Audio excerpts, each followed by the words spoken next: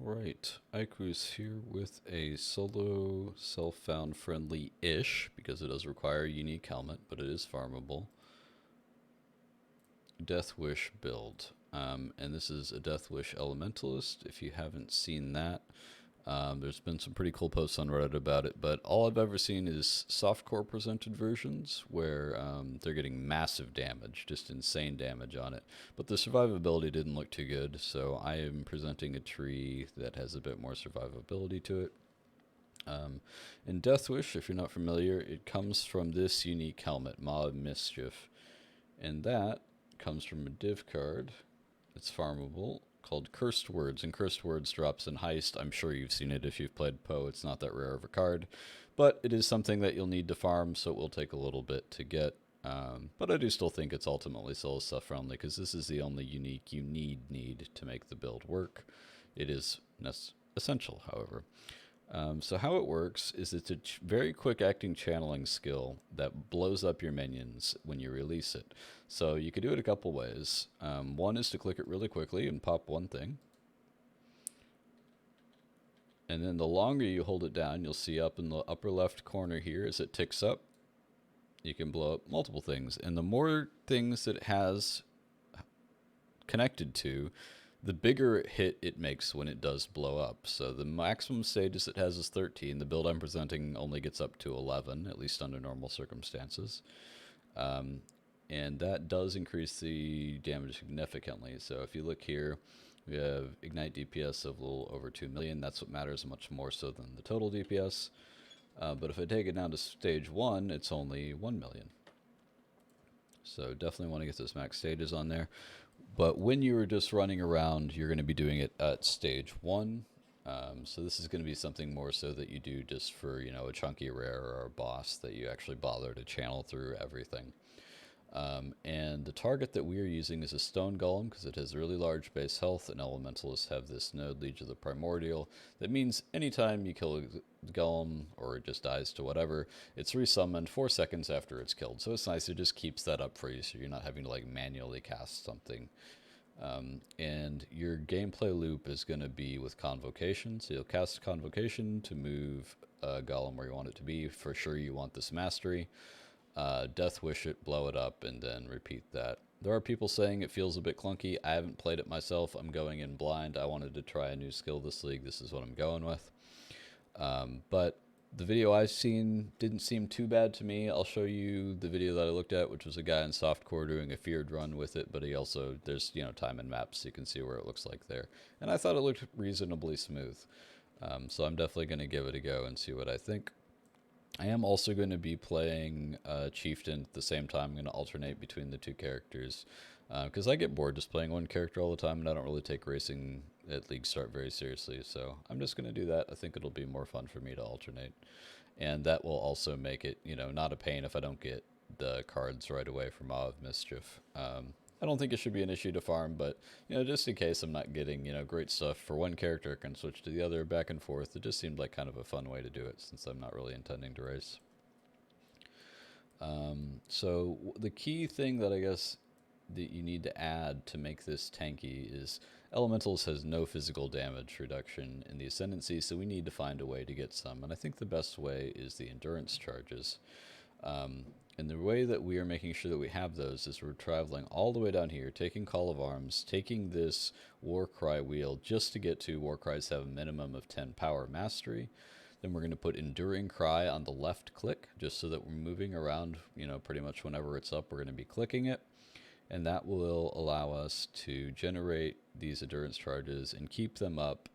Their duration by default is 10 seconds. I'm recommending we take 20% increased endurance charge duration to get it up to a duration of 12 seconds, and it's an 8-second cooldown for Enduring Cry. So just if you make any left click within those 4 seconds, which you're almost certainly going to do when you're just moving around or you just repositioning in a fight, you'll have that. If you don't take the duration, you only have a 2-second window, which is, sometimes you're going to miss it. So I think you should take one of these endurance charge duration nodes to get there.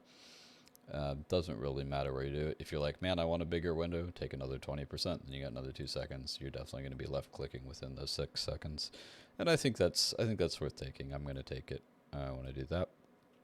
So if you think about it, this is 1, 2, 3, 4, 5, 6, 7, 8, 9, 10 nodes to guarantee ourselves 5 endurance charges, which is actually a pretty good deal. So even though we're taking all this stuff, I do think it ends up being very worth it, especially for Elementalists who struggles with this kind of tankiness.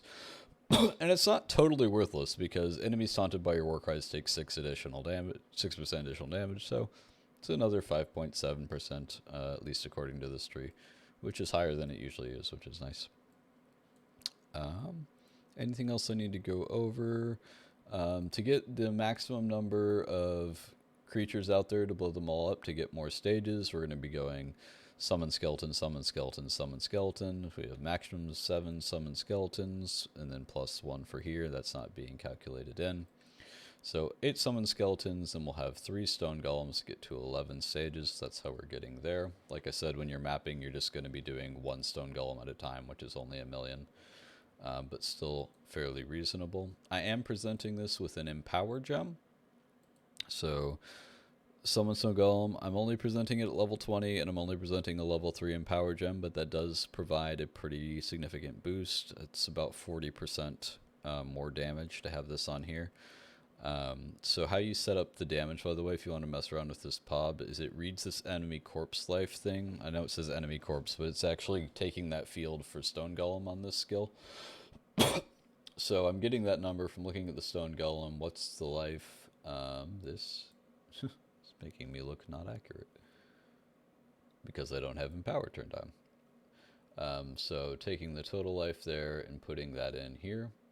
And if you turn that off, so if I turn off the Empower, it will go down to this number, and then I put that in, and that's about 1.4 million. You can look at it yourself and fiddle around with it if you like. And we are putting that in any shield that is +2. Doesn't matter which one it is. I present it with Magna Eclipses because it's not too hard to get. Kirek offers the Twilight Temple map pretty frequently, especially if you do reroll with a unique map in it. So you just need to run that twice to get the shield, and if you just run it once, you will have either... Where's shield?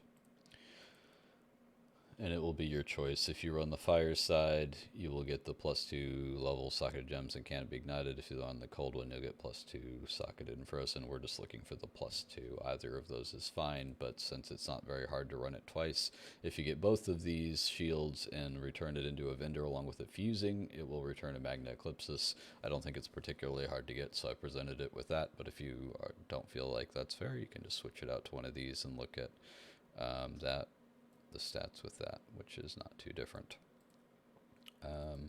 The best weapon for us is the Scourge Terror Claw, because that allows increases and reductions to menu damage to affect you at 150% of their value.